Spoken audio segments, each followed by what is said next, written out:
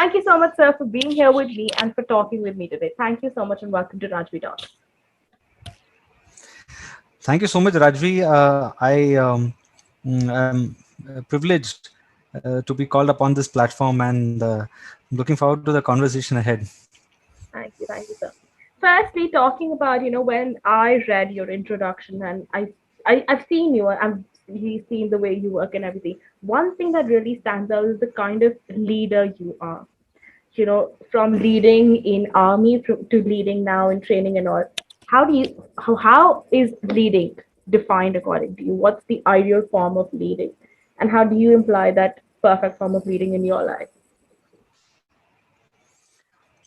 Well, Rajvi, the form of I've been quite privileged to hold leadership positions right from my school time to the college, and then subsequently into the armed forces. And if you ask me the definition of leadership, it's quite complex. There's got a lot of perspective into it. um, what I enjoy being in a leadership position is the kind of one is the kind of learning you get to have. In the armed forces, there is a saying that a title or a rank is not given to you. You kind of earn it. No one actually calls and tell you ki Rajvi, you are a major. And when you say that you are a major in the army, uh, or a lieutenant commander in the navy, or a squadron leader in the air force, these are leadership titles which are given to you. But what people don't see is that there is a tremendous amount of work an individual has to uh, undergo. A lot of areas where they have to uh, prove that they are worthy of the next ranks. It's more about earning that title.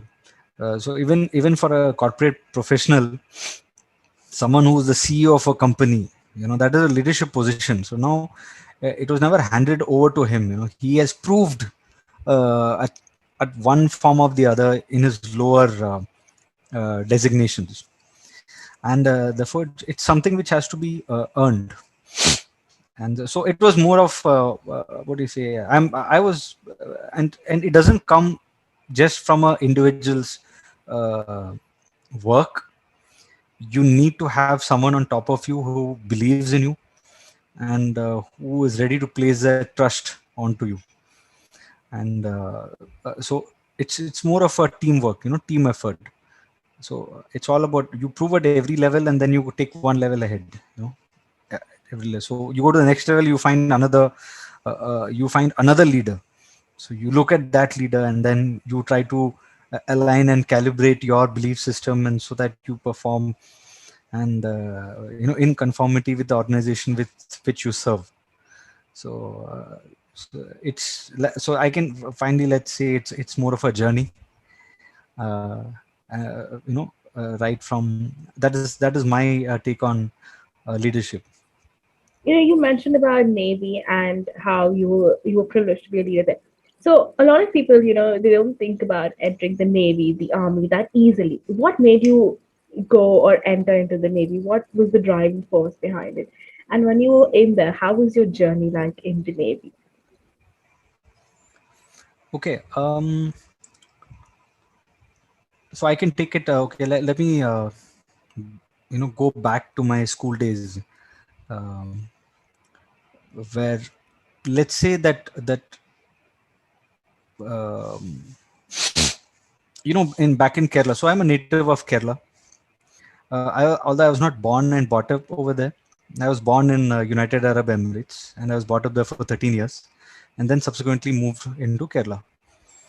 So when you a little boy who comes into Kerala, when I was in ninth standard, there was a lot of emphasis. There's a lot of peer pressure to opt into either being an engineer or a doctor. So apparently, if you're not holding any of these branches, you are less likely to be successful, less likely to get married, less likely to be financially free. So I think that's uh, India's way of calling you, rich. yeah, so Be a it's doctor there. or be an engineer. Yeah. Yeah, so you either choose any of these. So for me, in my school days, I had opted for biomaths. I love biology, but then mathematics again. I had a wonderful teacher, Shirley teacher, because of whom, I love the subject. So somewhere down the lane, I had to make a decision, and that was the time when I came across this Armed Forces Medical College. So I thought, wow, this I just don't want to be just a doctor. I want to be something different. Let me try out this path. I even since childhood I had this habit of taking a path which was least traveled. Probably it gave me a kick, and it gave me a sense of significance within amongst my friends, that okay, he's going to choose something different. So it was like kind of living up to that reputation. So I took it up, and so I started with the AFMC, so I didn't get through. Then I started pondering over options where how I can get in the armed forces. That seems to be a nice career to be in. Uh, that is when I took up graduation, and from graduation, then I opted for all three services. So Navy was the first service to give me a call, and apart from that, during my college days, I was very closely associated with the NCC unit in my college, SRM University. And from there, I was in a position to talk to a lot of officers from the army who were able to guide me. And then so the Navy was the first service to call me, followed by army, and then again Navy also. So it's just a recruit, the way you say it. After college, I'd applied for it, and so that was how getting into the Navy was. I mean, the n number of factors, So but was the Navy start. your personal first choice, or did you want to enter the Air Force or the Army? Uh, the NCC unit where I had served for 3 years was an Army Signal Corps. So the Army Signal Corps mainly deal with the communications. But when I left the college, I was open to all three. It didn't matter. So that the pride and patriotism associated with the armed forces, and which was within me, was such that who was the first one, I'm ready to go. I was so desperate to get in. That was, I would say, that was the best way to put it across. And from I guess Navy, and that too, it was in the Navy submarine arm. So I found that to be a very elite arm. It is still, and that's how I got into the Navy. And the journey after getting to Navy was, you cannot, it was uh, you cannot expect how your journey is going to be.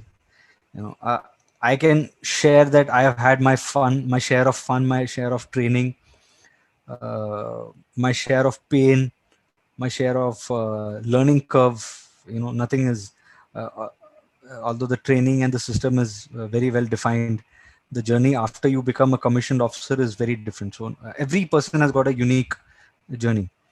I've had the privilege of going on board nuclear submarines, to chopper, to a warship at sea, to witnessing operations by all three services, to witnessing fighter jets fly across, to witnessing a submarine surface, and then going back into the sea. So it's all, you can say, small snippets of all the what do you say, um, the Navy life. If I put it together, you can make a movie out of it. So it was amazing. For a And kid more who's than that, for a kid, tell me. who's grown up in UAE, who's lived 13 years in UAE, how did that patriotism just come in? Because ठीक है, for someone who's grown up in India, उसे बचपन से सिखाया जाता है यार मेरा भारत मान. I understand Mhm. उसके मन में अगर आ जाए. 13 years of a life, when your brain is developing, when you've actually understood you Mhm. were in UAE. I don't think you would have talked about India and patriotism much. How did that patriotism, insect get inside you? Because I understand, when that patriotism is inside you, you're like, दुश्मन को तो Mhm. बस यही कत्ल कर देंगे, हाँ. So how did that enter inside you? That's a very interesting story. I was a guy, I was a boy who was very much into, the very, let's say, I wasn't a nerd exactly, but then I was that kind of an uh, apple boy. If you look at my childhood pictures, I'm, all fat and chubby, and I used to love board games. I used to love sitting in front of the computer and play games. I still remember the first game I played was Dave. It's got a pink and purple screen, and it's a two-dimensional. So I think if you would have met me when I was a child, there was no form of patriotism over there, nothing. uh, but it is actually after coming from UAE over to Kerala, and uh, probably somewhere down within me, I wanted to be unique. And that was something my parents also had tried to instill within me, as a young boy. They keep saying that you're different, you have to do something different, you have that potential. All my teachers, it's just not my parents, and my teachers also used to say that Arjun has a potential, but he doesn't put that effort. He doesn't have the effort. So even if I write a test, I get 9 out of 10 again. The teacher writes next to the marking, although 9 out of 10 was really good. That time the teacher would still write, can do better, because as far as Arjun is concerned, he has. So probably the teachers also had a lot of faith in me, and even the teachers in my school in Kerala, Bharatiya Vidya Bhavan Trishur. Almost every teacher whom I've come across had always told me that, Arjun, you have to aim really high. Just don't settle for something just people are doing. Don't just be a doctor. Don't be an engineer. You really need to go out and uh, you know try to do something completely out of the box. And I believe that is that belief system which was inculcated, and a lot of support from the family also. You require that support, because there weren't many officers amongst my relatives, or coming to think about it, even within my own batch, who passed out from the school. So there was not many people with whom I could get in touch or have a benchmarked approach. So I had to do it on my own. And I think patriotism came in when I started wearing the uniform in NCC. That all of us are patriotic. Everybody is patriotic, but when when you're associated with an organization like NCC, where at least 30 to 40% of what they follow gives you an idea as to what armed forces is gonna show you. I think that's the best way. It's like I remember this quote saying that like it's like patriotism is like air. It is air. It is all around you, but you require a fan to feel it. So when the patriotism factor, to if you have to feel, if someone has to go out and say, where can I see patriotism? I want to feel it. I want to see what a patriotism like. You can just approach the nearest NCC unit on a Sunday morning when they are busy practicing their drill.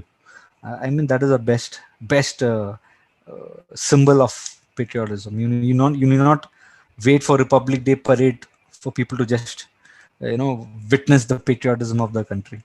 Just go to the nearest NCC unit, you'll get it. Or go to Amritsar, go to that border, Wagah border, and sit there for Yeah, an evening. I mean, yeah, the absolutely. way they conduct it, I mean, you have that patriotism inside you that अगर ये दरवाजे खुले मैं अभी जाके पाकिस्तानियों को मार दूंगा. You have they Hmm. feel it inside you. I mean, Yeah. I remember when I went there, my mom was like, अगर दरवाजे खुल गए ना खुशी अभी जाके मार देंगे सबको. I'm like, Hmm. you gotta calm it down. It's okay. Yes, we're patriotic. We love our country, but no, you gotta calm it down. So being in the Navy, you witnessed everything as you said. You would have also witnessed, incidents where you would just be like, यार मौत को छू के वापस आना. In those incidents, did you ever regret, यार, why did I choose Navy? इसमें तो हर रोज मौत का खतरा है, या will I get back to family? Or were you like, no, I've taken it now. Whatever is there, it's there for me. I accept it with open arms. Okay, so uh, Probably this perspective might be more relevant to an officer in the army, because army officers are more in the field area where the decisions they take are more between life and death. So, and when they have men with them, so they have to take decisions for them also. So I think this perspective is more relevant to them,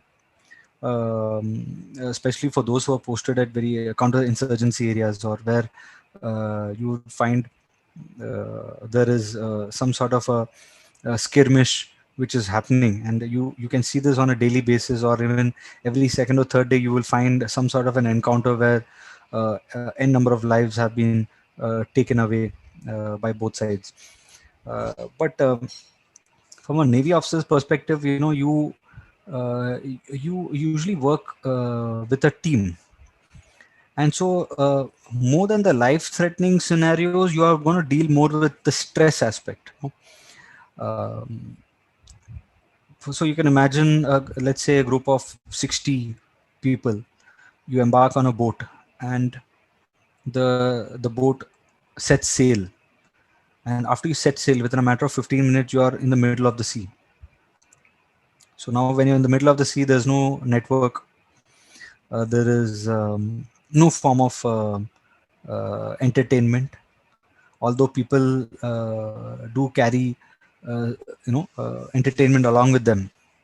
But then you very seldom do you have time to sit and actually watch and enjoy, because if you look at the entire, out of 60 people, all 60 of them are divided into three different rosters. So one roster sleeps, the other roster prepares for their watch, and then the third roster which is doing the watch. It's a cycle, it's like it keeps rotating. And so this is as far as the men are concerned. And as far as officers are concerned, you are there 24/7. You are on the deck. You have to make sure that everything goes smooth. And so you say so when you are in a scenario of this sort, you actually come across people who are away from their family, who are away from their children, uh, who may also be involved in a financial crisis when they were leaving the harbor, and they have nothing else to think about except for, because most of the jobs you do on board a warship are routine. It's not that every day you go out, you're hunting a submarine, or you're prepped up and you're ready to fire at a incoming aircraft, like the way they portray in movies. Most of the systems which are laid down are all routine. When you do something, like if you do a routine for like 2 3 days, on the fourth day you will feel that you won't have the motivation to do it. So part of an navy officer's uh, job is to keep people motivated, is to be amongst them, is to and to keep yourself also motivated, so you have to be in talking terms a lot of people. And you have to bring in that camaraderie. You can't just you don't have the luxury of sitting in your cabin and saying that I'll come out only when the harbor hits. It doesn't work that way. And and there are challenges also. There might be times where the sea state is high, or when you're on a mission where the routine is extremely tight. There's something called action messing, where you get hardly 3 minutes to have your meal and come back to your post. So that is so when you are in such a tight routine, you have to monitor not only yourself but the people around you also, because even if one chap loses it, and or if he is not focused enough, there is a chance of an onboard fire. And if a fire breaks out on board a warship, it's because you have electricity running across throughout the platform. So fire breaks out, the smoke breaks out, the suffocation, people end up losing their lives. So you have very less time to react, especially when the command authority is sitting in the bridge. That is the topmost level. By the time he gets to know that there is something of this sort, you require people who have to be alert, and who are into their firefighting rig, and to take care of these things. So I think mental stress is something which Navy officers uh, deal with on a daily basis. Did you ever regret your decision of joining Navy? You'd be like, why did I choose this? I could have chosen some other profession for myself because, I'm stuck in the middle of the sea without family, without anything. Uh, no, I don't. I have not come across a thought of that sort because somehow I've been so busy in my service career. It was, you're not just sitting on one portfolio. Your portfolio changes every 2 years. So my journey started from Vishakhapatnam. Sorry, it started from the Indian Naval Academy. Then it went to Jamnagar, Gujarat, and then what do you say? Then Bombay, and then subsequently to Vishakhapatnam, and then Port Blair, and then again Bombay, and then you're back. So I don't think so. I don't think we have the time to think about our life. You actually think about it when you come out. If you ask me today, yes, I do sit back, and when I'm having my cup of coffee, I do think about those things which I have done. And If given a so choice to go back to time, would you change your career or would you be like, no, Navy it is? um I would love to join the army because army has got a different working culture, and navy is different, IFO is different, but army is something probably there is a mystery to the North India. Being a South Indian, I would have, the only chance I have had to go to the north is during my holidays. I had gone to Uttarakhand, I had gone to Pithoragarh, Himachal. So, uh, and when I come across an army officer, you actually make out that these are the guys who are actually in the field. Okay. Uh, Air Force, yes, but then you have it's if you come across a pilot, you see a different perspective. Uh, so yes, I probably army would be the place I would love to go. I think you enjoyed your Navy days. Like, it was fun. It was ups and downs, but yeah, fun life. I think also North India you talked about. You haven't discovered the real North India if you haven't come to Haryana and Punjab. That is North India. Delhi, that is Yeah. North So India. That is, Jana ever North India. That holds everything yeah. So, together. so for South Indian like me, for me North India is anything above Maharashtra. So it's I think like you it's got to like come to North India, sir. Punjab, yeah. Haryana, the dishes over there, they're amazing. Everything is amazing. Correct. So I think, but more towards if you go towards the mountains and all, especially, uh, I think part of it may be because of the images or the advertisements which are portrayed by the army. So the moment they talk about joining the army, they see the first thing they show is the Siachen Glacier and the so it's like like I said, there's a kick to it. You like can you do it? Can I do it? If I do it, that is something different. You can always you have a story to say. So being in the navy, you can't think of going to the Siachen Glacier unless you have something specific or you have some orders to go there. Otherwise, you're not going to touch uh, over there. You're gonna But stay yeah, in the I waters. was You're gonna stay down. South India is all for you. Leave North India yeah. alone. Yeah. So I You was know, there. yeah. Yeah, Go ahead. please. Sorry. Yeah, so South India. So my definition of South India was not Kerala. So now South India is Andaman and Nicobar. So that's a That's different a pretty perspective. location. That's a very pretty location. One thing else also that I've discovered about I've learned about you is your carefree nature. Like you're like this. I don't care about what the world is thinking about me. If I have to do this, I'll do this.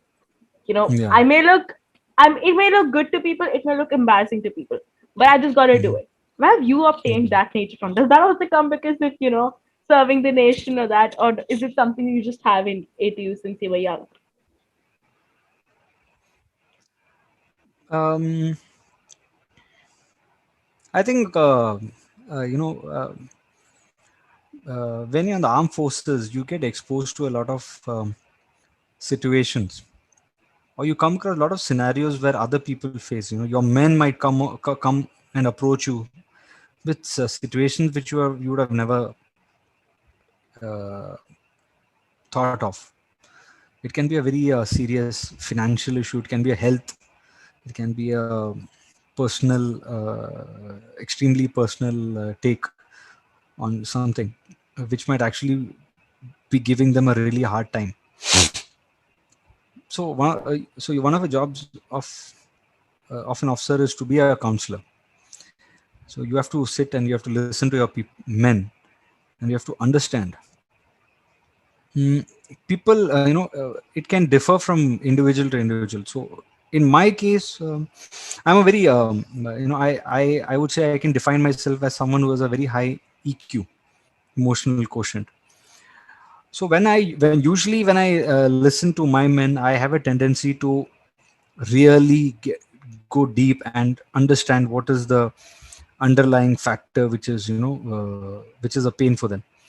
And probably that is the reason why in most of my tenures I have been in a position to understand the pulse. The flip side of it is that it's like, uh, when you get to experience what they experience, there is a learning lesson for you also, in the sense, what if you are also in that position? And so what happens, you start valuing certain very small things in your life. It can be as simple as a cup of tea which is reaching you at around 4 o'clock. uh, it can be your ability to, uh, let's say, talk to your parents over a phone, which is not a luxury for many of the armed forces personnel, especially if, so there are people who have approached and saying, can I just speak to my family just for 2 minutes, because of what has happened, it has really shook me. So you realize people approach you for very simple things, and things which we take for granted. So what that has made me feel is that, we shouldn't be too serious, that probably that is why if you come across many of the veterans, uh, not you won't find most of them very serious with their lives. They're very carefree. They are okay, they listen to you, and then they understand, and they say, okay, so what else? That's it. Okay, it's not an issue. Like, it can be resolved. It's not the end of the day. So that it's rather than the carefree mode, it is probably that you are in a position to identify what are your priorities, rather than evaluating everything which is happening around you. It's like as simple as you go to social media, you put a post on Instagram. What happens is you may think 10 times, if I post this, what will my followers think? uh, Probably that is not a priority at that point.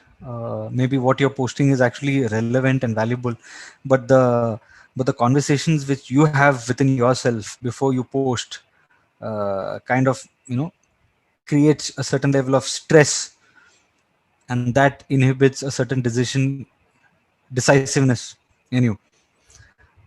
So and so so you kind of know what is a priority, and so one of the priorities is that it doesn't matter what people think, as long as the intent of doing it is good. So it so that is the kind of, your priorities get straightened with time.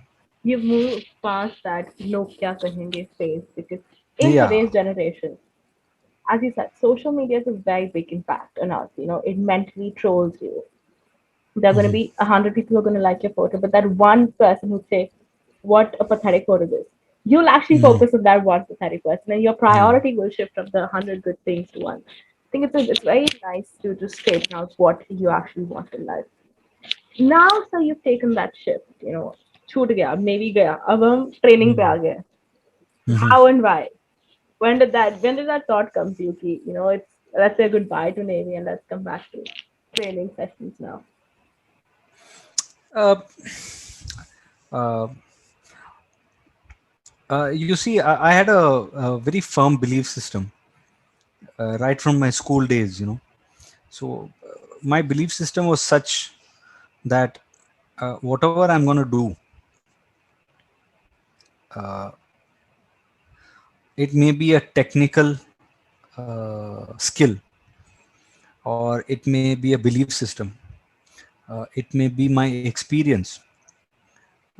So what my this is a belief system which came across, during my school time, is first gain experience and gain the required mindset, so that when you reach a level where you are in a position to teach someone, uh, you can do it 100% wholeheartedly. And you can do that, you can reach that 100% level only when you are satisfied with what you have done with your life. When you have not, uh, you know you feel that you have not sacrificed or you have not compromised anything. uh, and therefore, uh, training is happens to be that one industry which is picking up. So because of COVID, the training industry has, what do you say, it has transitioned into a different domain altogether. Every trainer is required to learn new skill sets. So if I have learned something in my past 32 years, and if I want to share it, I'm sure there are so many people today who would love to know uh, how to get into armed forces, how to land a job, uh, how to position yourself and live a life with purpose. This is something I've got out of experience, and I have not, at no point of time have I actually, I've done this just for the sake of, without fun. There's a lot of fun involved in it. There's a tremendous amount of joy in actually reaching this position, and and now you're ready to share it with, with people. And so, um, so training happens to be that one industry where they kind of tell you, okay, these are the, it's like, for example, I used to go around saying that yes, I would like to be a professional speaker, but it's only after understanding about the training industry I realized that professional speaking is a tool, it's not a career. So something of that sort. It's like, training industry is the best. That is when I realized this is a transition which I need to take, so that I can share what I have learned. So that is why, that's the reason why this transition took place. It's not easy. It took a lot of time to break down the mindset and the belief system you have when you're in the armed forces, and then you come into a growth mindset where you are ready to learn even more and you're ready to share. So the sharing aspect is takes time to understand. Are you enjoying this new shift, or has it shift going? Yeah, absolutely, absolutely. In fact, I've just kickstarted a pilot project called Calling Veterans, in which I'm actually doing what I have been doing for the past 1 year. I have my junior officers who are still in active service, so they do give me a call once in a while to figure out how do I go about it. It's a pain area. It's yet to be addressed. So I thought, why not start with them, and maybe later on transition to probably the NCC fraternity. And then if once that is done, probably I can take it one step ahead and go to the schools and make them also aware that this is how you need to go about it. So so that journey is something which I have embarked upon, and I just love it. And in fact, just before this podcast, I was just speaking to a very good friend of mine. He was my senior in school. I just spoke to him like 14 years later. He's a PhD in human cognition, and he's based out of Singapore. So he's a neuroscientist, and he talks about. So he was talking to me in a way that as though we have just met yesterday. It's really amazing, and a lot of support I've been pouring in from all platforms and all the entire veteran fraternity. So I would say, uh, I would say this is the best definition of trying out something which you love doing, and then when people support it, then you're in a different state. Yeah. And now that you've taken the shift and you understanding what the training industry is like, What is the one thing you always tell anyone who's joined this, that this is one thing you should be prepared for, that this is what training industry is going to hit you with, and you need to be prepared with this before you enter this industry? I think you have to be a people's person in training industry. You have to have a genuine interest in knowing what the other person is, irrespective of age, profession, occupation, state. When you have a genuine interest to know the other person, you can just start with one person and then slowly build your skill sets, wherein you start. So your training industry is all about influence, your ability to influence. And when you start, you can't say that you know there are certain areas within you which you need to improve. It can be language, it can be the ability to talk to someone, it can be the ability to uh, teach, train. And today's audience are not that they're going to just sit and listen to you. They're going to ask questions, they're going to criticize you, and you must be in a position in a real time scenario to answer, and take them in that journey. So for that, you need to be genuinely interested in knowing the other person. So that requires a mindset change. Training industry is just not about teaching, or it's not like spoon feeding. You need to have that a huge mindset for this. So I think these skills, these are there are a number of skills which are involved in this. Professional speaking is one, interpersonal skills, presentation skills, design, ability to design a course. So n number of things you need to look into.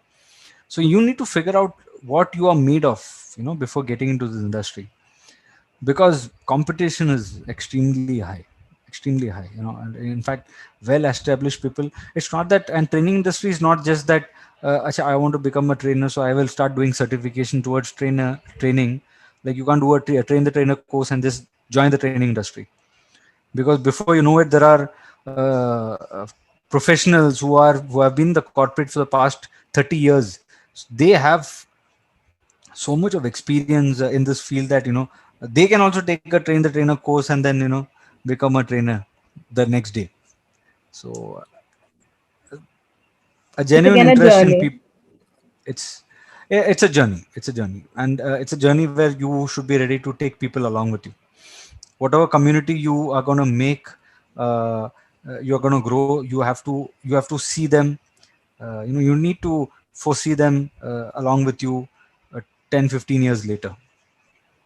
That's how it's going to work. Otherwise, having a transactional sort of a relationship with your customers is not going to work, because before you know it, they will have their loyalty towards someone else who shows a genuine interest. So this is it, really matters. Yeah. Lastly, what is the one thing you tell, or just advise any young person you meet today, that one thing from my experience I would like to tell you is this. And this will help you become a better person, or it will help you live your life better. Okay, for a young person, I would say, okay, I would define a young person as a student in school, and therefore, I can share my experience. Is that uh, the biggest uh, amount of, you have to go out and put yourself in a state of discomfort and try out as many things as possible. uh, you know it can be cultural competition, it can be debate competition, it can be extempore speech, it can be singing, it can be drawing, it can be writing, painting. I mean, schools, you can sit and blame the education system whatever you want, however you want it. But then there are personalities who have come out of the same education system, who have done very well, and who have also gone out and they are teaching, they are part of other education systems. So there's nothing, I believe, the education system has got a structure to it. You need to understand that, leverage it. But more than so, one is studying is, as such, there's no two ways to it. You have to study. But more than the studying part, you have to keep yourself engaged in co-curricular activities, and start it at the school level. You have to start. You have to go out and do things which may not be of comfort to you, but then you have to do it. It's going to help you learn a lot of skills. It's going to help you save a lot of money, rather than you being an introvert and being sitting in your classroom and just not just going around talking to your friends. I You really need to go out and experience it, see whatever the school is able to give you. And it is that experience which has actually helped me in my college life, and then subsequently in the armed forces. So you're looking at a leadership position, you have to really go out there and you have to really try it out. And today and I think social media is important, but don't make it a priority. uh, Focus more on interacting with people on a one-on-one, face to face, because that is what is missing. And that is probably that is the reason why we are having a conversation right now. And people may view it because this is something which is becoming rare. Awesome, awesome. Thank you so much. So it was amazing listening to you, talking to you. Thank you so much once again for being on Rajvi Talk. Thanks, Rajveer. I hope I've been able to bring across some value Of to course, it your was viewers. amazing. It was amazing. Thank you, Rajveer, once again.